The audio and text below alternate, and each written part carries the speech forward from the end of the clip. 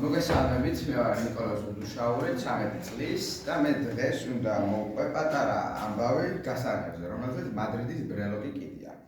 ერთი ბიჭი იყო, სახელად ვასო, რომელსაც უყვარდა მოგზაურობა. თუმცა ის იყო ღარიბი ოჯახიდან და მას არ ჰქონდა იმის შესაძლებლობა, რომ ემოგზაურა რომელიმე ქვეყანაში. მას საკმაოდ უყვარდა ქვეყანა ესპანეთი, რადგან ის საკმაოდ კაი კულტურა იყო. და ასევე ქალაქი მადრიდი.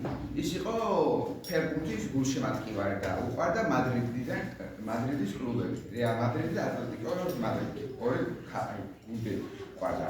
მას ჰქონდა ოცნება, რომ მოხვედრილიყო ამ გუნდის რომელიმე თამაშზე. თუმცა ფული არ ჰქონდა. ის როცა 15 წლის გახდა, ის წავიდა სამუშაო ჯარში, რადგან მოეგროვებინა ფული. ის იქ იბრძოდა 5 წლის განმავლობაში, მუშაობდა ასევე. მას ოფიცერის წოდებაც მიენიჭეს, მაგრამ მან უარი თქვა, რადგან საკმაოდ დიდი თანხა ჰქონდა მას მოგროვებული. მას აჩუქეს გასაგები მადრიდის ბრელოკით. ეს ნიშნავდა, რომ ის ყველანაირ სახში შევიდოდა მადრიდში. მასაც გაუხარდა. ის ჩავიდა მადრიდში და რომელი სახელს მას მოუნდებოდა, შევიდოდა იქ და იცხოვრებდა, ჩვეულებრივად. მან ერთი სახლის კარები გააღო, შევიდა, თუმცა ის სახლი ცოტა უშნო იყო, დანგრეული და ფანჯრებით ჩამწრებული. მას ეს სახლი არ მოუწოდა. წავიდა შემდეგ სახლში. იარა, ეს მთელი დღე, მაგრამ ერთი სახლი არ მოაჩნდა. თუმცა ეს სახლი ცნობილი ფეხბურთელის სახლი იყო. მას ძალიან მოეწოდა, მაგრამ მე როდესაც მოვიდა მთელი დაცვა და ამბავი ფეხბურთელის ის გამოავლეს. მას საკმაოდ ეწყინა, მაგრამ იმ ფეხბურთელს მოეწონა ის ბიჭი, როგორ შევიდა იმ სახლში, ისე რომ გასაღებიც არ ჰქონდა იმ სახლის. იმ ბიჭს როცა შეეკითხა ეს ფეხბურთელი, როგორ შეხვედიო, მე მაჩუქეს ესეთი გასაღები, რომელზეც მადრიდის ბრელოკი ეკიდა. მე შევიდოდი ნებისმიერ სახლში, სადაც კი შემეძლოებოდა მადრიდში, მათ შორის მეფის სახლშიც კი. მას ეს მოეწონა. მას შესთავაზა, მოდი შენ სახლში კი ცხოვრე, დაგასწრე ერთ მატჩზე და ეს გასაღები მე მაჩუქე. მას ეს მოეწონა, აჩუქა ეს გასაღები ფეხბურთელს და ერთ მატჩზე დაასწრო. ამ ბიჭის ოცნება ახდა და ასევე ფეხბურთელს გაახარა. მოგესალმებით, მე ვარ ლუკა ჟამურელი და მე ამოვიდა ქუჩაშვილის ბრელოკი. იყო ერთი ბიჭი, რომელსაც უყვარდა ფეხბურთი და ასევე საქართველოს ნაკრების გულშემატკივარი იყო. მას ერთხელაც ჰქონდა ისეთი სურვილი, რომ მოეროცა რომელიმე თუნდაც პროფესიონალი ფეხბურთელის მოთამაშის დაბადების დღე მისთვის. მაგრამ ერთ-ერთი განსაკუთრებული, რომელიც მის გულში იყო, ის იყო ქოჩარაშვილი, რადგან მისი საყვარელი ფეხბურთელი იყო ქოჩარაშვილი. ხოლო ერთელაც ისეთი დღე დადგა, როდესაც მისი დაბადების დღე იყო და იუბილარი იყო ეს ბავშვი. მისმა მეგობრებმა გადაწყვიტეს, რომ მოემზადებინათ ესეთი საჩუქარი თუნდაც, რომ მიეროცა რომელიმე ფეხბურთელს მისთვის დაბადების დღე, ხოლო მისი სურვილი, რომელიც ქოჩარაშვილის მიუცა იყო, აუსრულდა მას ეს დღეც და მართლაც მიულოცა ქოჩარაშვილმა თავისი დღე ამ ბიჭს. მე ვარ ანასტაზია ყარსმაშვილი და დღეს მოგიყვებით ზღაპარს ამ სამაჯორის შესახებ. იყო ერთი გაჭირვებული ოჯახი, რომელსაც ძალიან უჭირდა, სულხმარი იყო და ყავდათ 2 შვილი. არაფრის შესაძლებლობა არ ჰქონდათ, საჭმელი ეყიდათ, ბავშვებისთვის ჩასაცმელი ეყიდათ, სკოლისთვის გაემგზადებინათ. ძალიან შავ დღეში ჩავარდნენ, თანაც მამამისის ხელფასის აღებაც ძალიან ადრე იყო და მალე მოუწიათ ფულის დახარჯვა. ძალიან დამწუხრებული იყვნენ, აღარ იცოდნენ რა დაეკეთებინათ, მის მეზობლებსაც არ ჰქონდათ საშუალება, არც ჰყავდათ ბევრი მეზობელი და ნაცვლადიც არ ჰყავდათ, რადგან სრულიად უცხო კუთხეში ცხოვრობდნენ.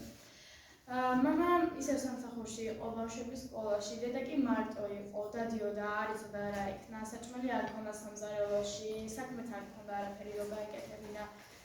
დაიწყო ლოცვა. ლოცვობდა ხატებს, ღმერთს შესთხოვდა დახმარებას, რომ დახმარებოდა ამ შავ დღეში, თავის შვილებს ჰქონდათ რაიმე საშუალება, საჭმლის ფული ჰქონდათ.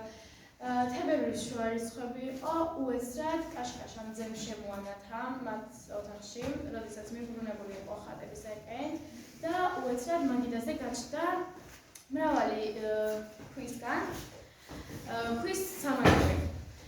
დედა მიბრუნდა, როდესაც დაამთავრა ლოცვა და წასულიყო და დაეძინა, მაგრამ უეცრად ხედავს ამ სამაჯურს, რომელიც საკმაოდ თვალში მოსახვედრი იყო, გაკურებული იყო ალბათ მისმა მეუღლემ აჩუქა, რადგან ძალიან დამწუხრებულები იყვნენ და გახარება უნდოდა, მაგრამ მეუღლე რომ მოვიდა, თვითონაც არ იცოდა რა იყო. დედა სანამ მეუღლე მოვიდოდა, მაგიდასთან იჯდა და ატრიალებდა ამ სამაჯურს, ფიქრობდა, საიდან შეიძლება მოხვედრილი იყო. უეცრად, როდესაც გადაუსვა ამ სამაჯურის ქვებს, რაღაც იმედი გაუჩნდა, რაღაცის იმედი გაუჩნდა. შემდეგ კარგად ათვალიერებდა, ხელს უსმევდა, სხვადასხვა ქვეყნებს ატრიალებდა და ფიქრობდა, რომ არაფერი არ იყო, უბრალოდ სამაჯური იყო, მივიდა სამზარეულოში, იქნებ რამე საჭმელი დაგვრჩენოდაო.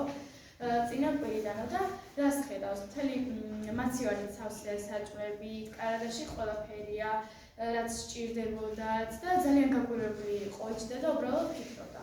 მოვიდა მისი მეუღლე, დამწუხრებული, რადგან მათ არ ჰქონდათ ფული არაფერი და დამწუხრებული იყო ამის გამო და რას ხედავს. უბრალოდ მანაც იგივენაირად საფული გახსნა და იქნებ რამე დამრჩენოდა, რომ წავიდა და საჭმელი ვიყიდო, იმიტომ რომ სამსახურიდან მოსულს ძალიან მშიერი იყო და რას ხედავს, საფულე რომ გახსნა, ძალიან ბევრი ფული იყო, რაც არასდროს არ ჰქონიათ, ვერ ხვდებოდა მისი ქმარი, რა ხდებოდა, დედა კი ყველაფერს მივიდა, წავიდა ჩაიცვა, წავიდა ეკლესიაში, როცა მოვიდნენ, ბავშვებიც დახვდათ და ყველაფერი მოუყვა დედამ თავისი ვარაუდების შესახებ. და მიხვდნენ, რომ როდესაც გასაჭირი იქნებოდა, ღმერთი ყოველთვის დაეხმარებოდათ მას და ყოველთვის იქნებოდა მის გვერდით. გამარჯობთ, მე ვარ გაბრიელ ცხალაური, რომ დღეს მათანგით გაკვეთილზე მე მომიწია რომ ამომეყვა შესაშნავი სახლიდან რომელიმე ნიმთი და მე ამოვიღე აი ესეთი ლამაზი სამაჯური, რომელიც ეკუთვნის ჩვენს მასწავლებელს. მე მინდა რომ მოვიფიქრო ერთი ამბავი და თქვენ მოგიყვეთ. დავიწყებ ყოველს, მაგრამ იყო ერთი გოგონა, რომელსაც დაბადების დღეზე აჩუქეს ასეთი ლამაზი სამაჯური, რომელიც ეკუთვნოდა მის დედას, რადგან როდესაც გარდაიცვალა, მისგან მხოლოდ ეს დარჩა და მეტი არაფერი. დედინაცვალმა აჩუქა, ხოლო შემდეგ გარდაიცვალა მამაც ამ გოგოს. ხოლო დედინაცვალი აღმოჩნდა ჯადოქარი, რომელმაც მოწამლა დედამისიც და მამამისიც. მან გოგონას ცუდად მოგცემა დაუწყო. ის ყოველთვის ამუშავებდა და სახლის საქმეებს აკეთებინებდა. ერთხელაც გოგონა სახლიდან გაპარო გადაწყვიტა. ხოლო როდესაც გაიპარა სახლიდან, მის თავის სამაჯურს დახედა და დაინახა, რომ სამაჯური ანათებდა. გოგონა მიხვდა, რომ სამაჯური ეს ჩოლების სამაჯური არ იყო და დედამისმა ეს მხოლოდ იმიტომ დაუტოვა, რომ გოგონა დაეცვა ბოროტი ძალებისგან და არაფერი არ მოსვლოდა. ხოლო დედინაცვალმა ეს არ იცოდა. გოგონა როდესაც შორს უკვე გასული იყო, სამაჯურმა ანიშნა გზა, რომელიმაც მიიყვანა სხვა ქვეყნამდე. ქვეყანაში შესულმა გოგონამ დაიწყო მუშაობა და ის მალევე გახდა ძალიან ცნობილი, როგორც ის რეცხავდა ტანსაცმელს და გახდა ძალიან ცნობილი. მეფის კაზეთ მოიწეს და იქ დაიწყო მუშაობა.